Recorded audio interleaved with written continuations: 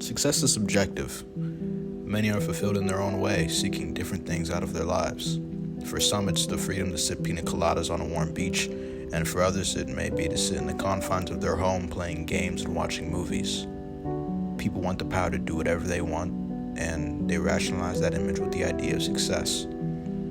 The world operates in a beautiful series of systems, and for almost all of us, there's a possibility or a probability that our idea of success can come to fruition. However, how can one actualize their idea of success? There's an infamous experiment with sand fleas in a jar. The fleas are placed in the jar and immediately jump out.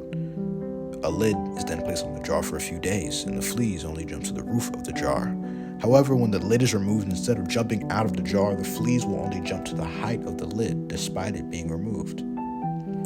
This phenomenon is really almost seen in every common person. They're handicapped by their environment, and they live life never knowing their true capability.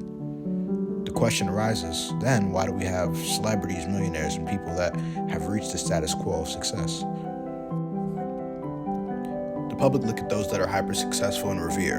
A millionaire playboy like Andrew Tate or an action star / sex symbol like Michael B. Jordan. When looking at these figureheads, as that's just what they are, people think of them as in a league of their own, moreover lucky or out of the ordinary or special. Maybe in some ways the assumption is true, but I presume that they're no different than anybody else. I presume that they are just people with their own ideals, families, and desires. The fetishization of these figures only comes from the image. Most don't know the sacrifices and intricacies of a person past what they're shown. Hence, we think of these figures as beyond ourselves. This same fetishization limits the minds of thousands, conforming to a version of success that they themselves don't even believe in. When observing the life of great men, there's always connections. In fact, some could say there's a roadmap to your dreams, or a recipe to success. Those that became great were at a time insignificant, an underdog, like ourselves. At times, they likely didn't guess that they would achieve what they did. However, they did believe.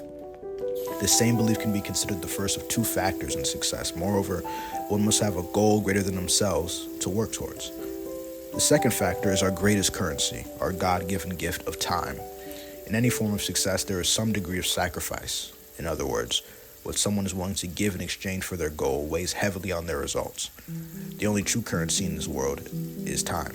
People purchase others' time with the time they sacrifice for money, and those who succeeded in their goals sacrifice time to reach it.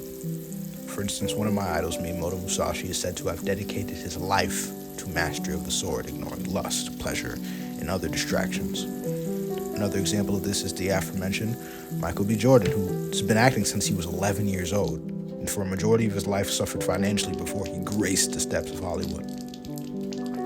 The sacrifice of time is the main difference between the common people and what we know as the hyper-successful.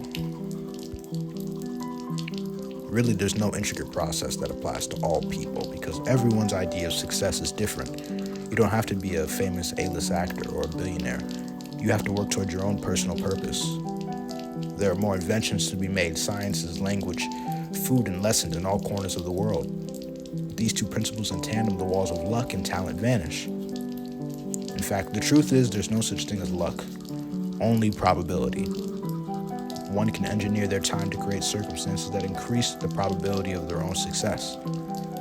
And when one takes the time they have and builds those circumstances, it's really remarkable just how lucky you can become.